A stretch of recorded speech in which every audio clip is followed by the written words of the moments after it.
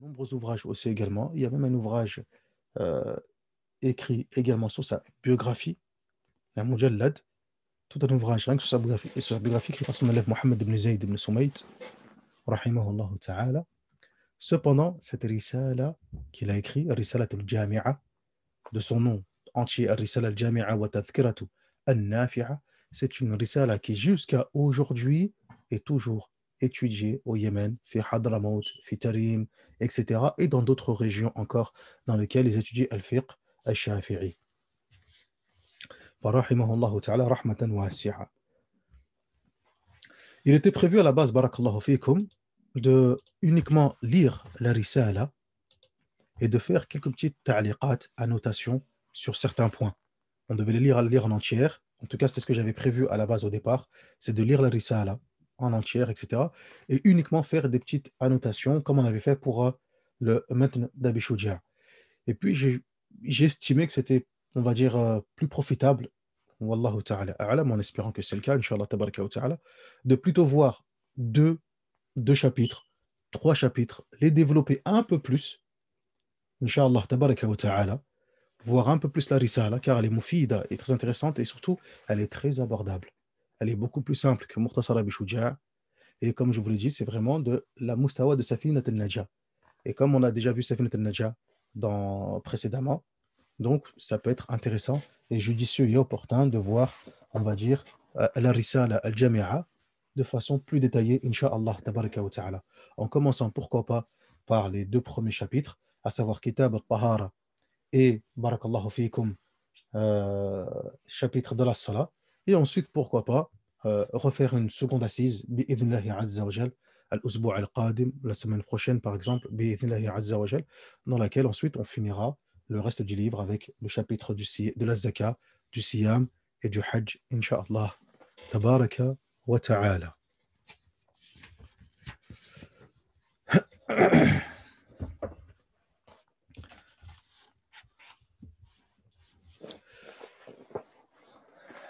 إذن نبدأ بإذن الله عز وجل. الفقه أولا بارك الله فيكم. الفقه, qu'est-ce que le fiqh? جزاكم الله خيرا. الفقه في اللغة la compréhension. Al-fahm. Al-fiqh في اللغة مطلق الفهم. Cela signifie uniquement la compréhension. Ça, c'est son sens linguistique. Dans son sens religieux, معرفة الأحكام الشرعية بأدلتها التفصيلية. Connaissance des statuts religieux par le biais de leurs règles, de leurs preuves, pardon, détaillées. Ça, c'est al-fiqh. Chez les fuqaha, on peut trouver une définition quelque peu différente chez les gens de Usul al-fiqh, comme on a pu le voir pour ceux qui font les cours dans Al-Waraqat, avec l'imam Al-Juwayni, ta'ala, qui donne exactement la même définition, si ce n'est qu'il rajoute un point. Il rajoute, il dit, par le biais d'un ijtihad, par le biais d'un effort, par le biais d'un effort personnel, un ijtihad. تمام. والفقه علم كل حكم شرعي جاء اجتهادا دون حكم قطعي كما قال العمريطي في نظم الورقات. Donc, connaître la règle, le statut juridique, certes, avec sa preuve détaillée, soit, cependant, aussi également avec un ijtihad. طيب, jamil. Le fiqh, ya ikhwan, le fiqh, al-fiqh, lorsqu'on regarde et lorsqu'on l'étudie, on se rend compte, jazakumullahu khairan, que les fuqaha l'ont partagé ou divisé en quatre parties. On a la première partie qui concerne fiqh al-ibadat, les adorations. Fiqh al-ibadat. On a la partie qui concerne fiqh al-mu'amalat. Donc fiqh, adoration, le droit concernant les cultes, les actes cultuels, l'adoration, le droit qui concerne al-mu'amalat, les transactions commerciales, les échanges, les contrats.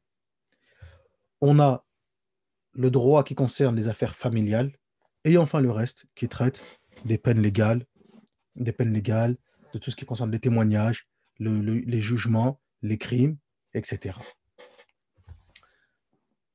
Nous, ce qu'on va voir, bi'idhnillahi tabaraka wa ta'ala, ça va être uniquement la partie qui concerne le culte.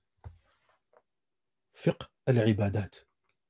Dans le fiqh al-ibadat, barakallahu fikum, dans le fiqh al-ibadat, on a encore quelques parties. On a as-salah, on a az-zaka, on a as-siyam, on a le hajj, et on a ce qui concerne les sacrifices, al-aqiqa, le serment solennel, et la akhrihi. Dans la salah, je conjugue et j'ajoute avec celle-ci le chapitre concernant at-tahara, la purification, etc. Nous, Inch'Allah, on va essayer de voir justement ce soir, bi'idhnillahi azza wa jal, ces points. La salah, avec le chapitre de la purification qui va avec, bi'idhnillahi al-wahid al-qahhar. Le mu'allif rahimahullah ta'ala, l'auteur, Cheikh Ahmed ibn Zayn al-Hibishi, il a fait une légère muqaddima au départ sur la croyance, al-tawhid, al-aqida. طيب, une petite muqaddima sur l'importance de la aqida, ce qu'on doit croire, que les piliers de l'islam, les piliers de la foi, croire en la véracité des livres, des kutub, de la balance, etc. Mais ça, c'est du domaine de l'i'tiqad. Nous, on va se concentrer principalement sur al-fiqh. Il débute et commence le musannif rahimahullah ta'ala par bab at-tahara, par la purification. Et dans la purification, il a débuté par quoi donc? Par les ablutions, al-wudu, furud, al-wudu. At-tahara, les fuqaha nous expliquent que la purification signifie tout simplement la propreté. An-nadafa, c'est la propreté. Chez les fuqaha, dans la terminologie des fuqaha, lorsqu'on parle de tahara, ils entendent par cela deux choses. Donc oui, dans la langue arabe, ça signifie la propreté, etc. Mais dans la terminologie du droit shari, cela signifie encore autre chose. Ils entendent par cela deux points. Rafa al-hadath wa izalat al-najasa. Ôter toute impureté et toute souillure. C'est ce qu'on entend par at-tahara dans le fiqh. تمام جيد. فقال المصنف رحمه الله تعالى فروض الوضوء ستة. الأول النية، الثاني غسل الوجه معها وحده من منابت الشعر الرأس إلى منتهى اللحيين والذقن طولا وعرضا من الأذن إلى الأذن. Donc là il mentionne, il nous dit que dans les ablutions, on commence, premier point, les ablutions. Les obligations des ablutions sont au nombre de 6. Les fuqaha, ils débutent par la tahara pour la simple et bonne raison que, comme vous le voyez ici, lorsqu'on commence le droit qui concerne les actes cultuels, on a en premier point la salah. On traite des piliers de l'islam. Et le premier point, c'est as-salah. Cependant, cette salah, barakallahu fikum, elle a des conditions. Comme vous pouvez le voir ici, il y a des conditions. Et parmi les conditions de validité, il y a quoi donc? La purification. Comme on le voit dans le hadith du prophète sallallahu alayhi wa sallam, miftahu salah at-tuhur. La clé de la salah, ce qui nous permet d'ouvrir la salah, c'est quoi donc? C'est la purification. At-tuhur. Tamam. Par conséquent, les fuqaha, ils débutent par ce point, étant donné que c'est une condition de validité. Donc on commence par la purification. Awwal shay al-wudu. Donc le wudu, il y a des piliers. Chez les fuqaha, dans le madhab, lorsqu'on parle de furud, de wajibat, c'est exactement la même chose. Là, yufarriqun. Ils ne font pas la différence entre al-furud, entre al-wajibat, entre les arkan, les piliers. Qu'on parle des ablutions, qu'on parle de la salah, il n'y a pas de différence à ce niveau-là. Tamam, ce sont des éléments qui sont nécessaires pour l'accomplissement de cette adoration, de telle sorte que s'il manque un de ces piliers, une de ces obligations, l'adoration n'est plus valide. Allahumma illa faqat, dans certains points, notamment comme on a pu le voir dans Matna Abi Shuja', mathalan fil hajj, où là, par exemple, les fuqaha, ils font la distinction entre le pilier, al-rukn, al-arkan, et, par exemple, al-wajib, l'obligation. Comme on a pu le voir. Jaïd. Donc, il nous dit, le Musannif rahimahullah ta'ala, que les obligations, ou bien les piliers de la salat sont au nombre de 6. Le premier, c'est l'intention. Le deuxième, c'est se laver le visage. Le troisième, se laver les mains jusqu'au coude. Le quatrième, s'essuyer une partie de la tête. Le cinquième, c'est se laver les pieds jusqu'aux chevilles. Et enfin, le sixième, c'est respecter l'ordre, le tartib. Ici, dans ce qu'il a évoqué le Musannif rahimahullah ta'ala, donc concernant ces piliers de l'wudu ou ces obligations des ablutions, en sachant que les ablutions, comme disent les fuqaha, c'est le fait de laver des membres bien précis avec une intention précise d'une façon particulière. هذا هو الوضوء. Pour faire simple, باختصار. Et ici, on voit que dans ce qu'il a mentionné, le Musannif l'auteur rahimahullah ta'ala, concernant les piliers des ablutions, ou bien les obligations des ablutions, que celles-ci, on peut les diviser en deux parties. On a des ablutions, des points et des obligations qui sont confirmés et présents dans le Coran, et ils sont au nombre de 4. Arba'atun thabitatun bil kitab al-aziz, qui sont le fait de se laver le visage, le fait de se laver les mains jusqu'au coude, le fait d'essuyer une partie de la tête et le fait de se laver les pieds jusqu'aux chevilles. Le fameux verset Ya ayyuhalladhina amanu idha qumtum ila as-salati faghsilu wujuhakum wa aydiyakum ila al-marafiqi wamsahu bi ru'usikum wa arjulakum ila al-ka'bayn. Donc ces points-là, ils sont affirmés dans le Coran et présents dans le Coran. Ensuite, on a deux obligations, deux points qui, eux, par contre, sont présents dans la Sunna. Qui, eux, par contre, ils sont présents dans la Sunna. À savoir, an-niyya, innamal a'malu bin-niyya, et ensuite, le tartib, le fait de respecter l'ordre. Comme قال النبي صلى الله عليه وسلم فابدأوا بما بدأ الله به. Donc, commencer, débuter avec ce de quoi Allah tabaraka wa ta'ala a débuté. Tamam, Jayid. Premièrement, il mentionne an-niyya. Premier pilier, c'est l'intention, ya ikhwan. L'intention. Les ablutions, c'est une adoration. C'est une adoration. Jamil, tamam. Par conséquent, comme toute adoration, dans le madhab, tamam, où ils sont quand même assez stricts et sur ce point, on va trouver à chaque fois le caractère important de cette intention. Jayyid, Mumtaz. Donc l'intention, c'est le premier pilier. Deuxième, cette intention doit être également présente lorsque on lave le visage. Lorsque on lave le visage. C'est pour ça que l'auteur, qu'est-ce qu'il dit? Rasl al-wajhi ma'aha. Ma'aha. Le damir, ici, le pronom personnel renvoie à quoi donc? Renvoie à l'intention. Lorsqu'on lave le visage, on se doit d'avoir l'intention présente à ce moment-là. Tamam. Donc les fuqaha, ils disent, parce que ça peut paraître un petit peu compliqué, comment, etc. Au moment où je lave mon visage, non. Les fuqaha, ils disent, il n'y a pas de mal à avoir l'intention bien avant. Maf ishkal. Mais il faut que cette intention reste toujours présente, qu'il n'y a rien qui vienne perturber cette intention. Tamam. Jayyid. Ensuite, quelle intention je dois avoir? Alors là, c'est en fonction de la situation. L'intention de raf al-hadath, l'intention de istibahatus salah, l'intention de ôter l'impureté, l'intention de pouvoir accomplir la salah, l'intention de faire la tahara pour la salah, ila akhrihi. Tamam, lakin ala kulli hal, une intention qui doit être relative à la purification.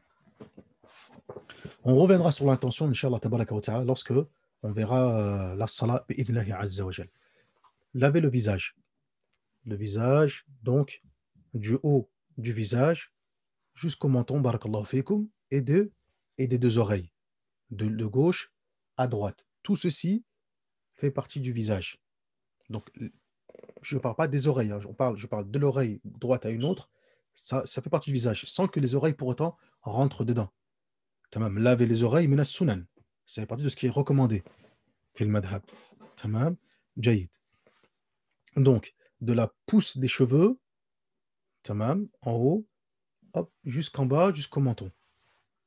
Tout ça, ça fait partie du visage. Taïb, Jamil. Donc, il nous dit, deuxième point, deuxième pilier, laver le visage. Troisième pilier, al-fard al-thalith, laver les mains jusqu'au coude. Laver les mains jusqu'au coude. Donc, les mains, ça part. Min ru'us al-asabi' ila ma fawq al-mirfaqayn. Donc, de la pointe de l'extrémité des doigts jusqu'au coude, coude y compris. Bien évidemment, coude y compris. Quatrième point, qu'est-ce que nous dit? Ar-rabi' mas'hu shay'in min basharati ar-ra'si aw sha'ratin fi haddihi. Quatrième point, s'essuyer une partie de la tête. En sachant que, barakallahu fikum, dans le madhab, barakallahu fikum, se laver entièrement la tête, min as-sunan.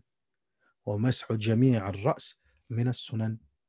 Cela est recommandé. Ce qui est obligatoire, c'est de laver ne serait-ce qu'une partie de la tête.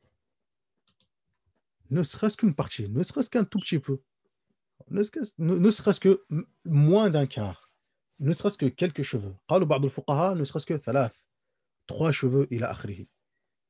Jamil, la seule condition qui mentionne les fuqaha, la seule condition qu'il mentionne, comme il a dit ici l'auteur, il a dit أو شعرة في حده. Donc ne serait-ce quelques poils, etc. ولكن في حد الرأس. Que ce soit à la racine des cheveux, au niveau de la tête. Tamam. Ça, c'est important. C'est-à-dire que là, même si on passe la main quelque peu humide, etc., au-dessus de la tête et quelques gouttes tombent, yujzi, cela suffit. Mais, bishart, fi haddir ras, il faut que ce soit véritablement au niveau de la tête, au niveau de la racine. Tamam. Aïwa. Ça, c'est important. C'est-à-dire que, aujourd'hui, une personne a des cheveux longs.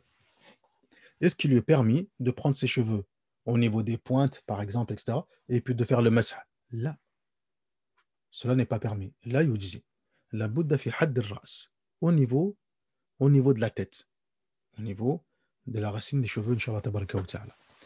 ثم قال والخامس, cinquième point, غسل الرجلين مع الكعبين, se laver les pieds jusqu'aux chevilles, مع الكعبين, cheville y compris, Inch'Allah tabaraka wa ta'ala. Et ici, vous allez me dire, barakallahu fikum, mais évidemment, on est tous, on voit tous, hein, dans les masajid, etc. Je précise ce point, étant donné que c'est un point, même si ici le but c'est de voir les sujets de façon simple et résumée, cependant, sur certains points par où on peut être amené à rencontrer, on va dire, certaines questions particulières, on va essayer d'expliquer et de développer un tout petit peu plus. C'est qu'on voit, barakallahu fikum, autour de nous, des personnes qui insistent sur le fait de se laver entièrement la tête, etc., que sinon les ablutions ne sont pas valables, ila akhri. Ceci, jazakumullahu khairan, a un fondement, c'est une opinion, etc., tout à fait raisonnable, jazakumullahu khairan, et d'ailleurs, c'est la raison pour laquelle les fuqaha shafi'iyya, dans le madhab, on a une règle, on a une qa'ida fiqhiyya, une qa'ida fiqhiyya qui stipule et qui mentionne al-khuruju min al-khilafi mustahab. Sortir de la divergence est recommandé. C'est mustahab. Al-khuruj min al-khilafi mustahab. En raison de cette divergence, justement, en raison de cette divergence, c'est la raison pour laquelle les fuqaha shafi'iyya, ils ont dit que essuyer toute la tête, c'est recommandé. Li wujud al-khilaf, en raison de la divergence. Mais, pourquoi eux, ils mentionnent que se laver une seule partie de la tête légèrement, un juz yekfi, en raison du verset Wamsahu bi ru'usikum, et essuyez une partie de vos têtes, essuyez vos têtes. Ici dans le verset, la particule ba, bi ru'usikum, l'imam Shafi'i rahimahullah ta'ala lui-même mentionne que la lettre ba, cette particule, implique et donne le sens de quoi donc une partie de la tête, at-tabaïd, et non pas forcément toute la tête. Voilà ce que dit le Shafi'i rahimahullah ta'ala, wa huwa imamun fil lugha, et c'est un imam dans la langue arabe. Il lui dit dans la langue arabe, voilà ce que cela signifie. Tayyib. هذا هو. Donc, si aujourd'hui il y a une problématique à ce niveau-là, mais oh, ton dos est particulier, tu as essuyé juste ça, là, tu passes juste devant comme ça, خلاص يكفي انتهى الأمر. نعم. وامسحوا برؤوسكم. طيب. وبرؤوسكم, ici ça implique التبعيض. Une partie de la tête, pas forcément toute la tête. هذا هو. Cinquième, donc, on a dit laver les pieds jusqu'aux chevilles. Et ensuite, il dit at-tartib. Respecter, quoi donc? Respecter le tartib. على هذه الكيفية. Donc, l'ordre, comme on l'a mentionné, on doit le respecter de cette façon-là. Si l'ordre est fait de façon inverse ou autre, etc., dans ce cas-là, barakallahu fiikum, les ablutions ne sont plus sahiha, ne sont plus valides. تمام؟ جيد. ثم قال المصنف رحمه الله تعالى فصل في الغسل وإن كان عليه جنابة من مجامعة أو خروج مني بنوم أو غيره لازمه غسل جميع بدنه مع نية رفع الجنابة. Ensuite, il est passé à un nouveau chapitre, à un nouveau fasl qui concerne le grand lavage. Donc, il a évoqué le petit lavage, les ablutions, ou les ablutions mineures, ou les petites ablutions, tamam. Et ensuite, désormais, il évoque les grandes ablutions. Il nous dit, celui qui est en janaba, et il explique comment cette personne peut se trouver en janaba. Et il dit soit car ce dernier a eu des rapports intimes, ou bien, ou parce qu'il y a eu une effusion de liquide séminal, de sperme ou autre, etc. Khuruj mani binawmin aw ghayrihi. Lazimahu ghusl jami' badani. Par conséquent, il se doit de faire le grand lavage. Qu'est-ce que le grand lavage? Il nous explique simplement que le grand lavage, c'est deux choses, c'est deux piliers. Laver entièrement le corps avec la niya. C'est ça les piliers. Les piliers du grand lavage. غسل جميع بدنه مع نية. Avant cela, on voit qu'il y a quoi donc? Ce qu'on appelle mujibat al-ghusl. Des choses qui peuvent amener et causer le grand lavage. La première chose, c'est al-jima'. Première chose, al-jima'. La première chose sont les rapports intimes. Les rapports intimes. À partir du moment où il y a eu des rapports intimes, que la personne ait eu une éjaculation ou non, qui est du liquide séminal ou non, barakallahu fikum, il se doit de faire le grand lavage. Ils se doivent de faire le grand lavage. À partir du moment où, barakallahu fikum, il y a eu une rencontre avec les deux parties génitales. Et cette rencontre, elle se concrétise si, barakallahu fikum, l'extrémité, ce qu'on appelle al-hashafa, l'extrémité de l'appareil génital masculin a disparu dans l'appareil génital féminin. Tamam. Si l'extrémité, ce qu'on appelle al-hashafa, si l'extrémité, la partie, quand on parle d'extrémité, on ne parle pas juste le bout. Tamam. Là, c'est une petite partie. Hein, je pense que les termes ils sont clairs, Inch'Allah, tabaraka wa ta'ala. Donc, si cette partie qu'on appelle al-hashafa, cette partie disparaît, tamam, cette partie de cette extrémité disparaît dans l'appareil génital féminin, on se doit, barakallahu fiikum, d'accomplir les ablutions. Donc, ce n'est pas un simple toucher. S'il y a un juste toucher, contact, là. Ça ne compte pas. Par contre, si cette extrémité, elle disparaît, il y a, hop, khalas, intal amr, là, on se doit de faire le grand lavage, Inch'Allah, tabaraka wa ta'ala. Deuxième chose, c'est l'effusion de sperme, l'éjaculation, khuruj al-mani. Tamam. À partir du moment où il y a cela aussi également, on se doit de pratiquer le grand lavage. Tamam, on se doit pratiquer le grand lavage. Tamam. Donc, bien que celui-ci soit pur, il soit pur. Tamam. Cependant, il implique le grand lavage. On se doit de faire le grand lavage, contrairement aux autres liquides. Contrairement aux autres liquides comme le mavi, ala sabil al-mithal, le liquide spermatique, mathalan, ou bien le wadi, qui eux sont des liquides qui sont impurs, c'est de la najasa, qui, eux, ces derniers, impliquent les ablutions, al-wudu. Tamam, mais n'impliquent pas le grand lavage. Tamam. Aïwa.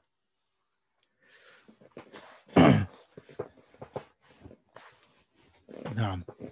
ثم قال رحمه الله تعالى, donc ensuite il a évoqué que cela implique grand lavage, se laver entièrement du corps avec l'intention.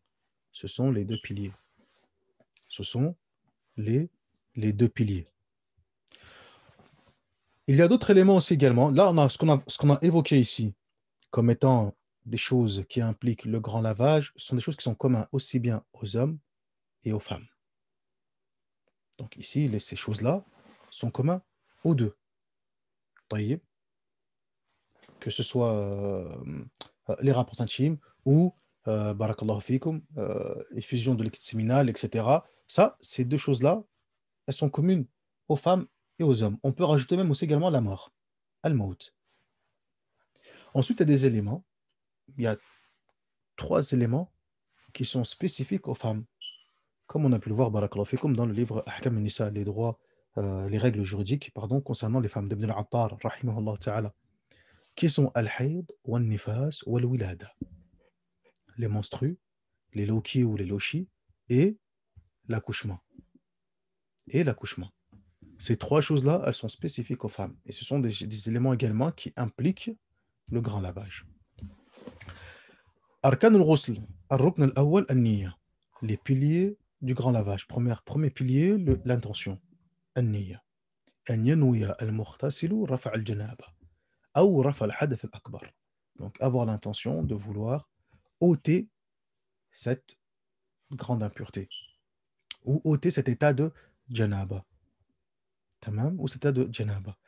Ici, les termes, ils ont leur importance. Si vous remarquez bien, on parle de rafa' hadath et izalat najas. Rafa' hadath, izalat najas. Rafa', ça serait plutôt dans le sens de ôter, de retirer un état, un statut. Et izala, c'est dans le fait de enlever, nettoyer. Pour la simple et bonne raison, c'est que être en état d'impureté, par exemple, avoir perdu les ablutions, etc., c'est un amr i'tibari, c'est une notion qui est abstraite. C'est une notion qui est abstraite. Contrairement à izalatul najasa. Izalatul najasa, l'enlever, la nettoyer, etc., une najasa, elle est devant nous. Elle est présente, elle est concrète. C'est quelque chose de, comme on dit en arabe, de mahsous, qu'on peut palper, c'est palpable. Or, avoir perdu ses ablutions, c'est quelque chose, c'est un amr i'tibari. C'est plutôt une notion, un statut qui est plutôt abstrait. D'où le terme évoqué, être en état de janaba. C'est un statut, c'est un état. Voilà pourquoi on parle de rafa' al-janaba et non pas izalatul al-janaba. Donc les termes, ils ont leur sens et toute leur portée. Ensuite, l'autre pilier, c'est quoi donc? C'est laver, barakallahu fikum, l'ensemble du corps. Jami'ul badan.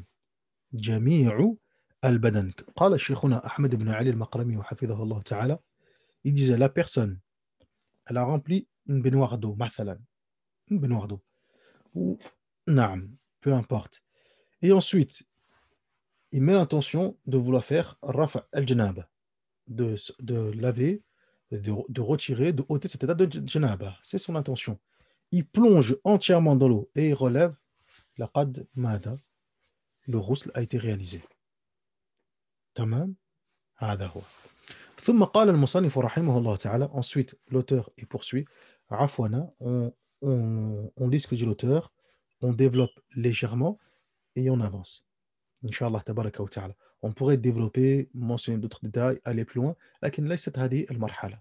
Mais c'est pas encore notre, on va dire notre niveau, notre mustawa. Nous on essaye de là de voir un peu les chapitres du fiqh, Inch'Allah tabaraka wa ta'ala, jazakumullahu khairan, et juste avoir les outils pour avoir une petite approche et une idée concernant al-masail al-fiqhiyya al-madhhab al-imam al-shafi'i rahimahullahu ta'ala. Et après, au fur et à mesure, bid'Allah azza wa jal, lorsqu'on verra d'autres ouvrages, etc., on pourra développer un peu plus, rentrer dans les divergences dans le madhhab, les avis qui sont évoqués, etc.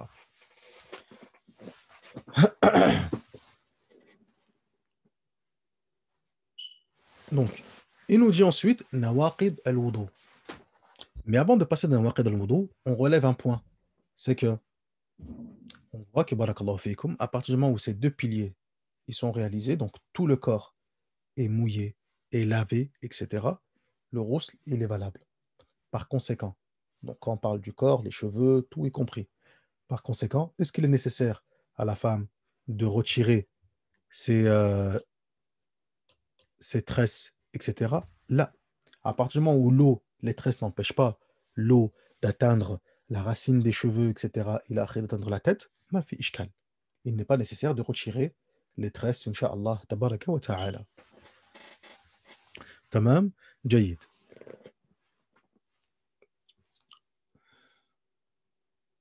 ثم قال فصل نواقض الوضوء. Avant de poursuivre dans nawaqid al-wudu, ya ikhwan, on avait commencé avec la tahara, on a vu le sens de la tahara, etc.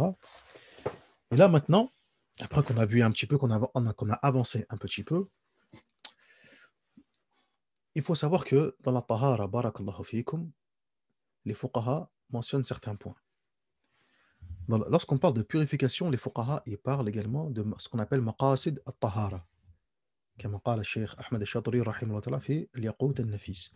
On a ce qu'on appelle maqasid al-tahara, les objectifs de al-tahara, ce qu'on entend par la purification, comme on le voit ici, mentionné là. Et ces derniers, ils sont au nombre de 4. Maqasid al-tahara, ils sont au nombre de 4. Al-wudu, al-ghusl, al-tayammum, izalat al-najasa. Donc les ablutions, le grand lavage, les ablutions sèches et izalat al-najasa, enlever les souillures. Donc lorsqu'on parle de at-tahara, qu'est-ce qu'on entend par là? Ces 4 points-là. Al-wudu, al-ghusl, al-tayammum, izalat al-najasa. Généralement, ya ikhwan, généralement, dans certains mukhtasar, etc., notamment comme dans Mukhtasar Abi Shuja' ou bien dans Mukhtasar Umdat al-Salik ou Umdat al-Nasik d'Ibn Naqib, rahimahullah, ou Minhaj al-Talibin, etc., ou Safat al-Zubad, on commence, les auteurs, les ulama, les fuqaha, commencent par al-ma, l'eau. Ils commencent généralement par l'eau, directement. Ici, l'auteur, lui, rahimahullah ta'ala, il a préféré commencer au départ directement par al-wudu, les ablutions. Car comme on a dit, c'est un mukhtasar. C'est un résumé simple et concis. Par conséquent, l'auteur n'a pas voulu, on va dire, surcharger le talib. Contrairement où vous avez vu dans Mukhtasar Abi Shuja' où il commence par l'eau, les différents types d'eau, etc. Et là, ou encore comme il dit à Safat al-Zubad, avec l'eau musta'amal, l'eau mushammas, l'eau chauffée par le soleil, etc. Et là, là, ça c'est un mukhtasar latif lil mubtadi'in. Ça, pour nous, à notre niveau de mustawa, ça nous convient. Bihamdillah Rabbil Alamin. On commence d'abord par les choses simples. Al-masail, al-sahla, al-basita. ثم بعد ذلك نتوسع. Et ensuite, après cela, on s'élargit un peu plus dans les points et dans les masail, Inch'Allah, tabaraka wa ta'ala. Donc, on a les buts de la purification, ce qu'on appelle maqasid al-tahara, et ensuite, on a ce qu'on appelle les moyens de la purification, ce qu'on appelle wasa'il al-tahara, qui sont eux-mêmes également aussi au nombre de 4. L'eau, al-ma, al-hajar, les pierres, pour l'istinja, l'istijmar, etc.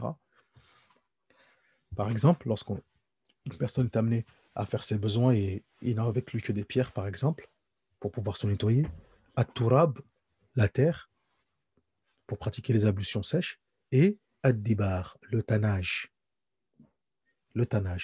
qui est aussi également un moyen de purification lorsqu'on veut purifier, par exemple, la peau des bêtes mortes.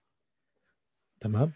Comme il dit le Qadi Abu Shuja' rahimahullah ta'ala, wa julud al-mayta tutharu bid-dibar illa jald al-kalb wal khinzir wa ma tawarada minhuma aw min ahadihima. La peau des bêtes mortes peuvent être purifiées par le biais du tannage. Jamil. Il nous dit l'auteur rahimahullah ta'ala nawaqid al-wudu, ce qui va annuler les ablutions, an-nawaqid, c'est-à-dire al-asbab allati yantahi al-wudu bi wujudi wahid minha. Donc il va évoquer les causes les causes, ces éléments dont la présence va impliquer forcément quoi donc? L'annulation de ces ablutions. Ils sont au nombre de 4. Première chose, al-kharij min ahad as-sabilayn. Tout ce qui va, tout ce qui sort des deux orifices, des deux voies génitales, devant ou derrière. Al-qubul ou al-dubur. Ala ma kan, quoi que ce soit. Ah, les fuqaha shafi'a fi hada, concernant ce point, barakallahu fikum, ils sont fermes. Tout ce qui sort, peu importe ce que c'est, mu'tad ou غير mu'tad, comme قال ابن حجر رحمه الله تعالى, الهيثمي وغيرهم. Peu importe ce que ce soit quelque chose de habituel, quelque chose de, on va dire, euh, accoutumier, comme l'urine, les excréments, al-madi, al-rih, les gaz, etc. Ou bien quelque chose de غير mu'tad, ou bien quelque chose d'inhabituel, du sang, un ver solitaire, ou peu importe, doud, etc. Peu importe. À partir du moment où cela s'échappe de l'un de ces orifices, devant ou derrière, ينقض الوضوء. Cela annule les ablutions. تمام؟ هكذا يقولون الفقهاء في هذه المسألة. Deuxième point qui annule les ablutions, يقولون زوال العقل بنوم أو غيره إلا نوم ممكن مقعدته من الأرض. Donc, deuxième point, ce qui fait perdre la raison, que la personne perde la raison. Et ceci, peu importe la façon ou le moyen, que la personne soit endormie, que la personne soit devenue fou, que la personne se soit évanouie, que la personne a eu un étourdissement, que la personne s'est enivrée, peu importe. À partir du moment où il y a eu zawal al-aql, perte de raison, cela implique perte des ablutions. هكذا يقولون الفقهاء. Et également, le sommeil, le fait de dormir. En sachant que, barakallahu fiikum, en sachant que, comme disent les fuqaha, le fait de dormir, le fait de dormir, jazakumullahu khairan, ce n'est pas un annulatif des ablutions en soi. Seulement, c'est la forte probabilité que quelque chose se soit échappé. En raison du hadith du prophète, sallallahu alayhi wa sallam, wika'u sahi al-aynan, faman nama falyatawadda. Hadith rapporté par Abu Daoud, rahimahullah ta'ala, et d'autres, et jugé bon par Al-Imam al-Nawawi, rahimahullah ta'ala, fil Majmou'. Tamam. Donc, il dit, dans ce hadith, il dit le bouchon de l'anus, ce sont les yeux. À partir du moment que la personne s'endort, ou bien qu'elle est en train de dormir, et qu'elle s'est endormie, elle doit refaire ses ablutions. Donc, ici, les fuqaha ils disent on ne sait pas concrètement que quelque chose s'est passé. Ce n'est pas une haqiqa, seulement c'est ce qu'on appelle une madhinna. Il y a une forte probabilité. Par conséquent, ici, la forte probabilité va prendre exactement le même degré que la certitude. Donc, on va considérer que la personne a perdu ses ablutions et elle se doit de refaire par conséquent ses ablutions. Et lorsqu'on parle de dormir, an-nawm, on ne parle pas de ce qu'on appelle an-nu'as. An-nu'as, le fait de s'assoupir, de commencer à piquer du nez, etc. Là, cela ne rentre pas dedans. Tamam. An-nu'as, c'est autre chose. An-nu'as, c'est pas la même chose, le fait de s'assoupir, piquer du nez, etc. Là, on parle de an-nawm, véritablement dormir. يقولون الفقهاء ولا ينتقض الوضوء بنوم الممكن مقعدته من مقره. Par contre, la personne qui s'est assise d'une position telle